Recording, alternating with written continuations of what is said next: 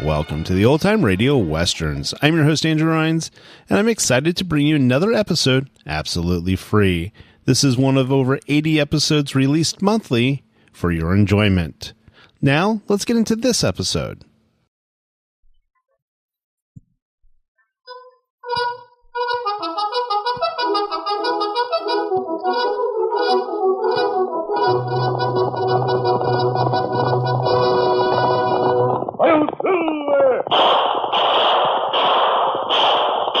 A fiery horse with the speed of light, a cloud of dust, and a hearty hi-yo silver, the Lone Ranger.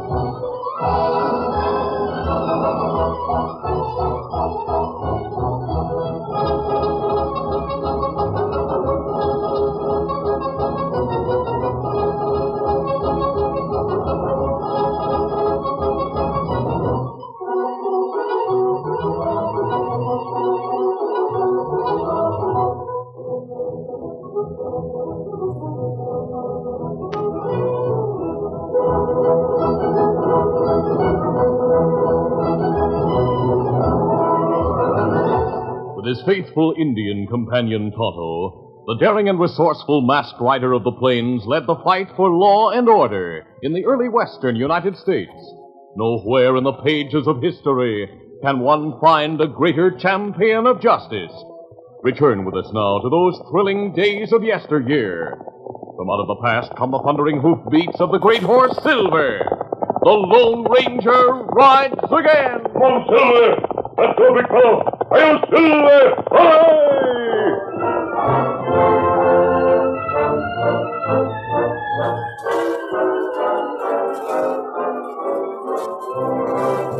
Georges Durant was 49 years old when he left France with his grown daughter Annette and went to the United States, settling in the fabulous Great West of which he had read so much. A man of means, he avoided commerce and bought a large ranch which he called the Tricorn. At the end of 3 years, his ranch had prospered, but he knew little of ranching and allowed his young foreman, Wade Hatton, to supervise all phases of the work. Late one afternoon, as he mounted his gentle saddle horse, Napoleon, and prepared to ride away, he saw his charming daughter Annette approaching, escorted by Wade Hatton. Annette made a face. Oh, Papa, you are not riding off so late in the day. Dinner is ready, Papa, and I prepared the dishes you like so well. Oh, that is too bad, not a cake. But I am no hungry for food this day. Right now I shall feast my eyes on the sunset, and my ears with the moon to the calves. Papa, I do not think that is funny. Because I do not eat? Oh, eating is for the young ones. Wade will share your dinner. Will you not, Wade? Well, I'm sorry, sir, but I can't. Miss Durant, I have a little private business I must attend to on the other side of town. It does not matter, really. I shall eat alone. But I go now, ma petite. I, too, have private business. Au revoir. Au revoir, Papa. So long, Mr. Durant. Hello. You know, Miss Annette, one of these days your father's going to be a real bronco riding raisin. I do not think so, Wade.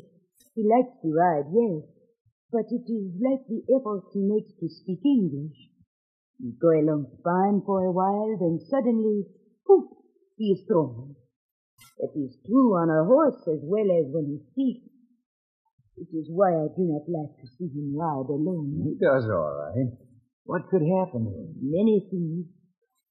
Everyone knows that he carries on him always great sums of money in his money bag. He just refuses to put it in the bank, huh? Oui, always. In France, there are no banks as you have here. And so he keeps his money always with him. It is not that he is a miser, as you say. That's sure. He's helped people in lots of ways since he came to these parts. Helped them without question. We need more men like him here in the West. It is nice for you to say that. That's true. We need more women like you, too. Oh, I don't think there could be another. Well, you make me blush. Oh, I didn't mean anything, Miss Annette. There could be other... yeah.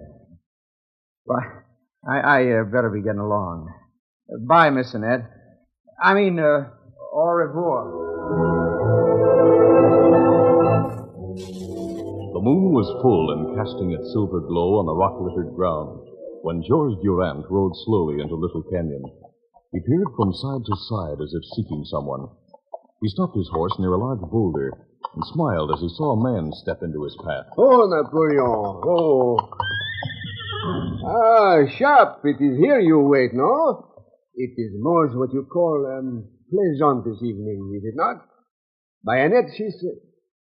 But Sharp, what are you doing? Why is it you raise your gun like that? Sharp! At that moment, the Lone Ranger and Tonto were riding across the mesa when they heard the shots from the canyon. Tonto, you hear that? Shots. Them come from canyon, Kimasabi. There's a trail straight ahead that leads down there. We're going, Tonto. Come on, Silver. Come up, Scout.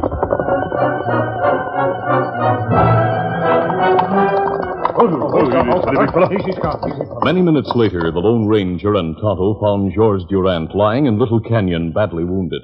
There was no other person in sight as the masked man knelt beside Durant and tried to stop the flow of blood. The Frenchman, sensing death was near, tried to speak.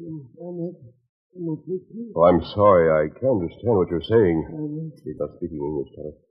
Mister, who shot you? Do you know? We... Tonto, please hand me that stick behind you on the ground. Oh, thanks. The Lone Ranger realized the dying man was unable to speak, but that he wanted to convey some message. He lifted Durant into a half-sitting position and placed the slim stick in the man's hand. Don't try to speak. We want to know who shot you. You understand? You do? All right. Now, if you're able, use the end of this stick to write the man's name in the dirt. You understand what I mean? Durant started to move the stick, then stopped. The moonlight revealed a stricken look in his eyes, a look that became knowing again as he began to press the stick into the dirt. He moved the stick convulsively, but when he stopped, he had made the outlines of a sombrero. He closed his eyes, opened them again, then started to make another figure, but the stick fell from his hand as he gasped and died. There was nothing we could do to save him. No. But Kimasabi, him not right name, like you say. Him make mountain. A mountain? Let me look again. Yes, it could be that. It looks more like a sombrero. I think you'd better move his body away from here. But the ranch not far from here. Up Canyon Trail to north. That's right, the Tricorn Ranch. The one that... Tonto, the Tricorn Ranch is owned by a Frenchman named Durant. The language this man spoke was French. Perhaps this is George Durant. Maybe. Otto, ride across the mesa and take the short trail to town. Find a sheriff and have him come to the Tricorn Ranch. I'll move this man's body there and be waiting for you.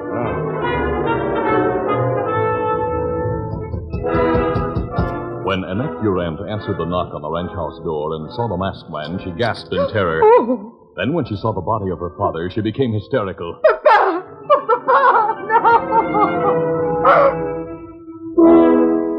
But by the time the sheriff and his men, led by Tonto, arrived in front of the house, the soothing words and manner of the Lone Ranger had calmed her greatly. It's a terrible tragedy, Mr. Rand, but try to restrain yourself.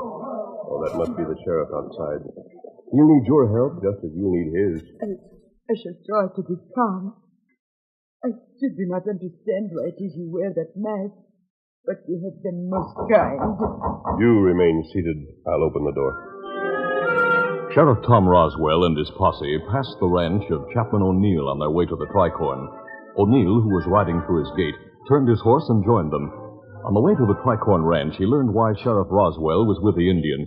When the lawman stood in front of the ranch house, waiting the response to his knock, Chapman O'Neill, known everywhere as Chap, stood beside him. Well, she's taken long enough to answer the door, Sheriff. Maybe you better barge right in. Yeah, someone coming now. Yep. As the door opened and the Lone Ranger appeared in the opening, Chap O'Neill's reaction was immediate. He leaped in front of the sheriff, gun in hand, and pointed it at the masked man. Don't make a move, you. Stay right where you are. What's the idea? You murdering varmint. You're the one who killed Mr. Durant, aren't you? Up with your hands. Stop it, Mr. O'Neill. Put away that gun. What? But, Sheriff, this man is masked. He's here. And he's the one who found Mr. Durant's body and sent his Indian friend for me. Now put away the gun. Oh, thanks, Sheriff.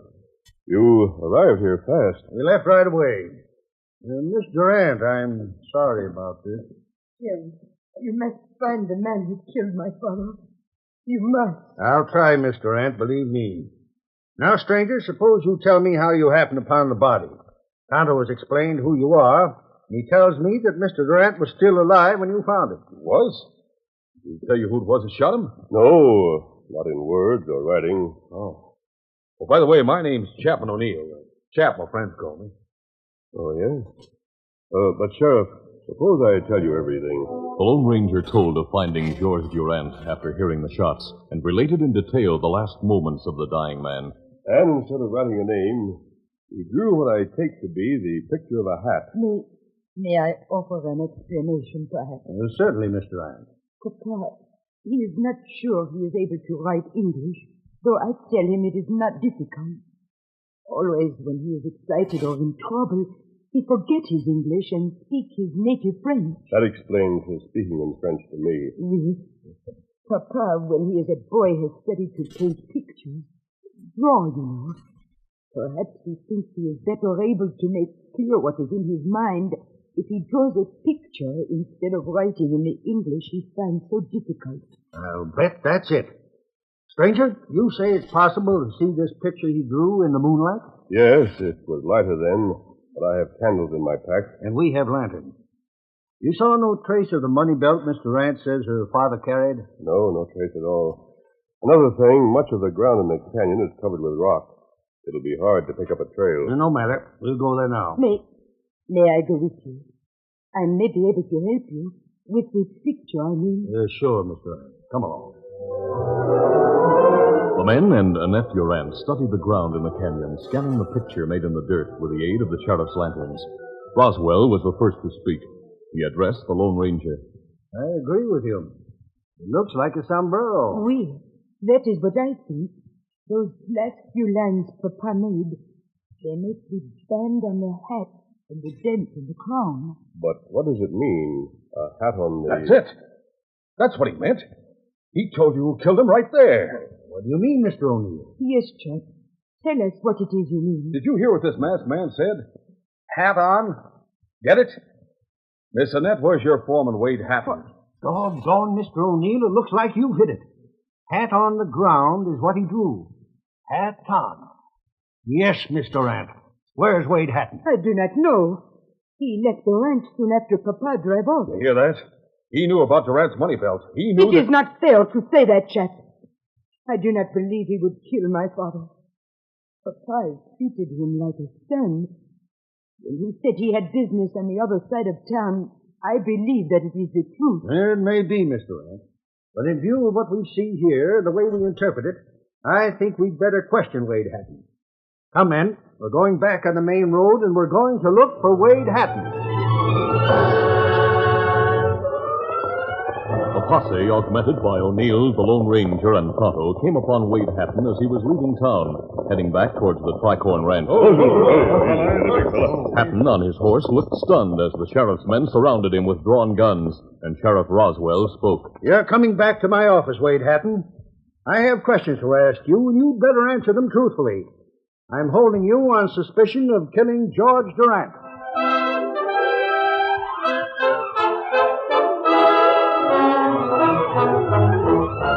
The curtain falls on the first act of our Lone Ranger adventure. Before the next exciting scenes, please permit us to pause for just a few moments.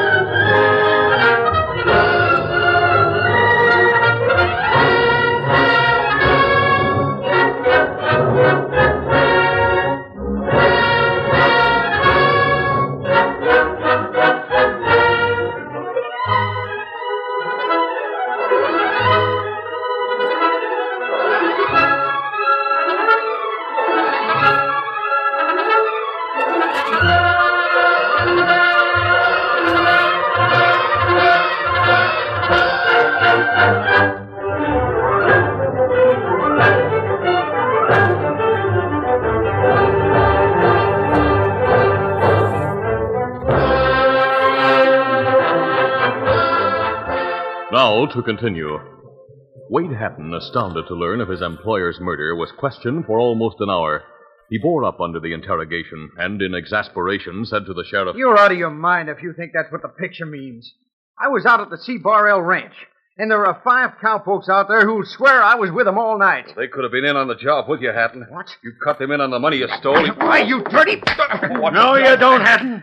Get back in that chair. What right has that no good got to say things like that? Let me take one more punch. My jaw, look, he's cut my jaw. With his fist. Stand back, O'Neill. Yeah, stand back. I'll handle this. And you don't belong in here, Mr. O'Neill. McDowell. Yes, Sheriff? Take Mr. O'Neill to the door and let him out. But, Sheriff, Come on, Mr. O'Neill. Keep your hands off me. Come on now. There you go. All right, Sheriff. He's gone. Thanks, Mac. Pete, Billy. Yes, what is it, Sheriff? McDowell's taking Hatton into that cell inside. You go with him and act as guard. Yes, sir. When Hatton had disappeared into the cell block, Sheriff Roswell looked at the Lone Ranger. Yeah? What do you think? I'm not sure yet. I agree there's logic in O'Neill's interpretation of the picture Durant made. Yet you have the feeling that Hatton's telling the truth. Is that it? Yes. I feel the same way. That's why I'll check in his alibi at once. Well, Tonto's waiting outside for me. If it's all the same to you, I'll go out the rear door and join him. Yes, do that. There's a crowd gathering out front. The word of Durant's death is around, I imagine. Seeing you in your mask might start them asking questions.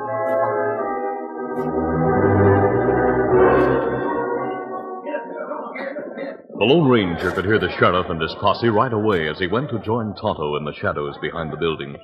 Tonto, who had been in front of the sheriff's office, reported about the temper of the mob that was gathering there. Men heap plenty mad. Them say hang man in jail. Lynch Hatton? Why? They don't know the facts in the murder any more than the sheriff does. A man talk to him. Him go to cafe, go to stores, talk to men, tell them what happened. He hear 'em. You followed the man who's been rousing them? Him in front of the sheriff's office now. Tonto led the Lone Ranger to a darkened recess at the side of the sheriff's building. There, unseen, he watched the mob becoming more excited. Then he spoke to Tonto. We can't allow Hatton to be harmed. If anything happens, I'll act. Now, you remain here until I give you the word.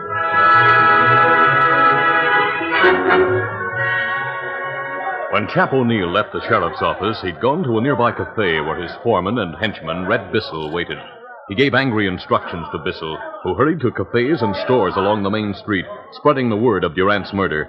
Now, as the crowd milled in front of the sheriff's office, O'Neill spoke to Bissell at a spot behind the mob. You sure have them riled. You made them think Hatton killed Durant in cold blood? Yeah, I said he killed and robbed him. Most of them know the Frenchman and like him. They think we ought to deal with Hatton ourselves. So do I. His alibi might hold up, and the sheriff will keep looking for the killer. I want Hatton hanged. Oh. Figure you may be able to get the girl as well as her old man's money, huh? My arm! My arm! All right, don't make another remark like that or I'll shoot you. Now get up there and take charge of that mob. Do it fast now.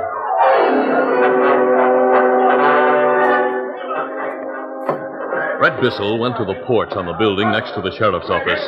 The crowd, unruly at first, subsided as he signaled for quiet. Then he spoke. They have a murder inside the sheriff's office. A cold-blooded murderer who shot a good man because he wanted his money. We want him. Old man Durant was good to a lot of you fellas out there, and you owe him something. Something like seeing that the man who murdered him doesn't get away with it. He won't get away with it. Let him.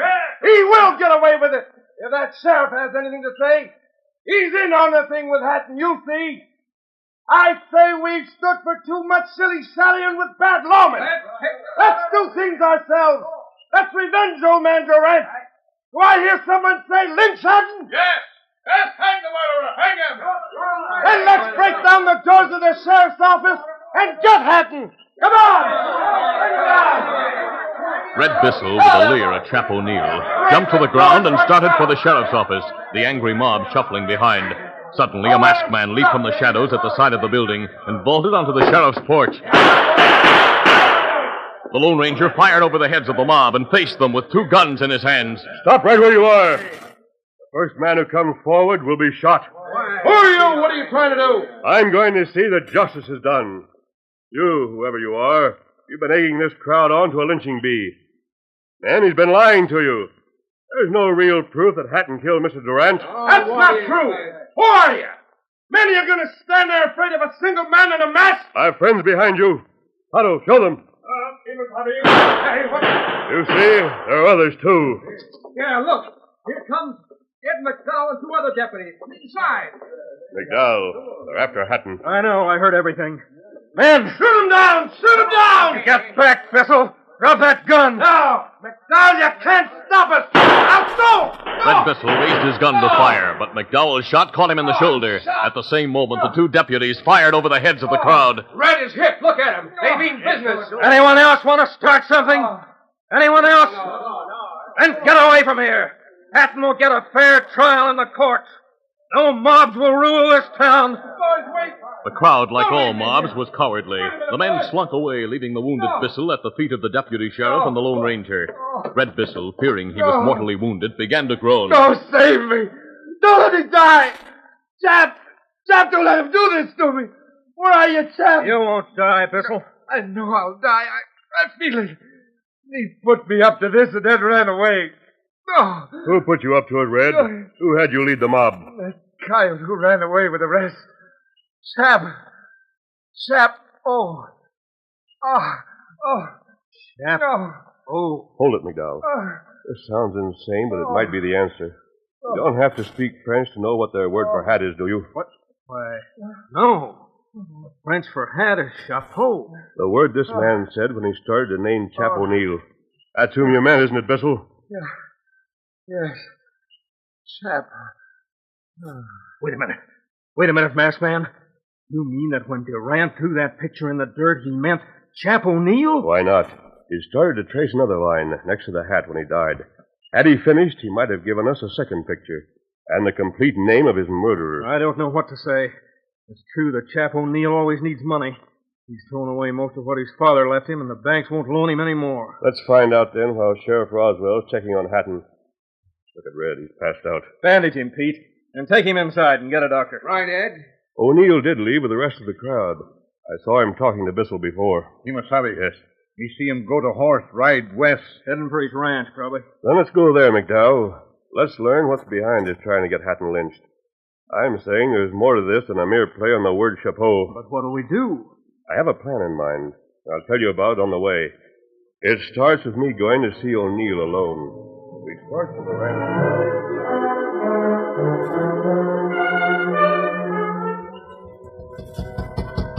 Chapman O'Neill had been unnerved when the masked man kept Red Bissell from breaking into the sheriff's office and had become panicky when his lieutenant had been shot. Now, as he opened the door in response to a knock from outside, his legs became jelly-like as he saw the same masked man facing him. What do you want? To warn you, chap. Never mind who I am or why I tell you. Red Bissell talked to the deputies. What? That's right. I don't know what he told them. They think they have the answer to everything now. You were the one who killed George Durant and took his money belt. Who said that? I mean, who... I haven't time to stay here. I only know they have a new idea about the picture Durant drew before he died. They could explain everything. Could name you and not Hatton. I don't see how. They do. If I were you, I'd get that money belt and ride away from here before Sheriff Roswell returns and frees Hatton. That's sure to happen. Well, adios. But wait. Tell me what... The Lone Ranger walked quickly into the night and away from the ranch house. When he arrived at a clump of bushes near the gate, he slipped in beside Deputy Ed McDowell. All right, be ready to follow him. I can't be sure that things will work out as I think they might, but I know that when I told him my story, he was actually shivering.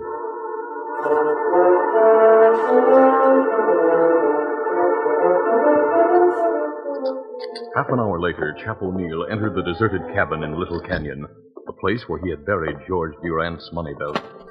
He lit a candle and placed it on the floor.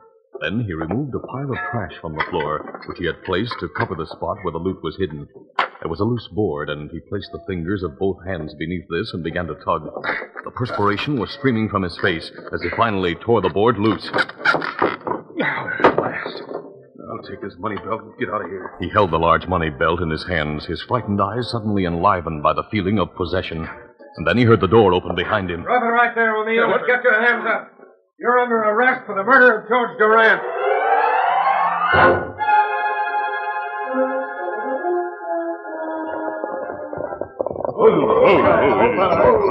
It was after midnight when Sheriff Tom Roswell brought Wade Hatton to Annette Durant in the Tricorn ranch house.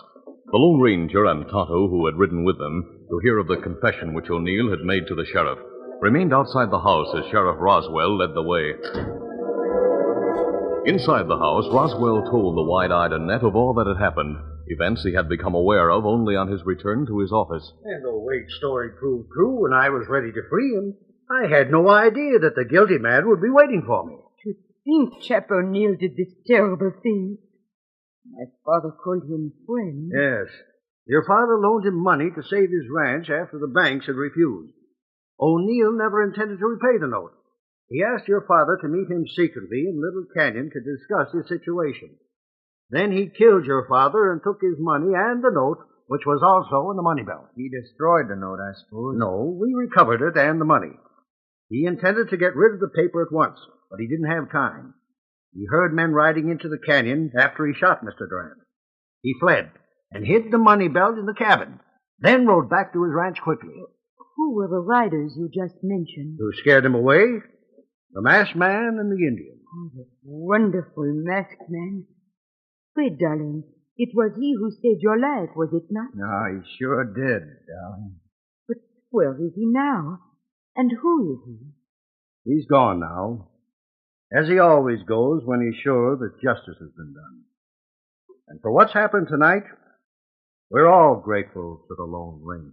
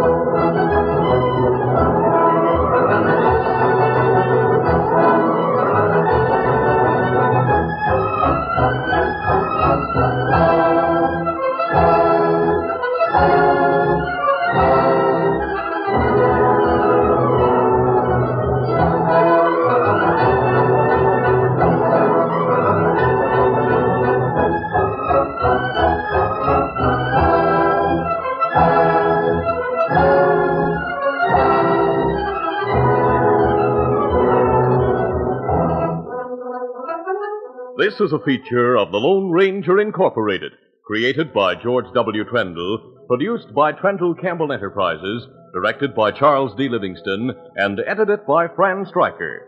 The part of the Lone Ranger is played by Brace Beemer.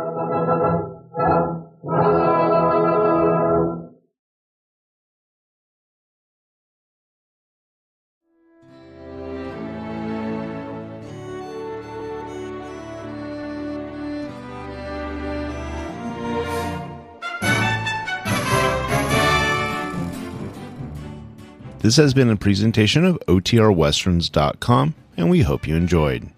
Please take some time to like and rate this episode within your favorite podcast application. Follow us on Facebook by going to OTRWesterns.com/Facebook, and subscribe to our YouTube channel by going to OTRWesterns.com/YouTube. Become one of our ranch hands and unlock some exclusive content. We want to thank our most recent ranch hands, Steve and Ron W., who joined us recently. You too can join by going to OTRWesterns.com/donate. Send us an email, podcast@OTRWesterns.com, and you can call and leave us a voicemail, 707-986-8739. This episode is copyrighted under the attribution non-commercial share-alike copyright. For more information, go to OTRWesterns.com/copyright. Have a great day, and thanks for listening.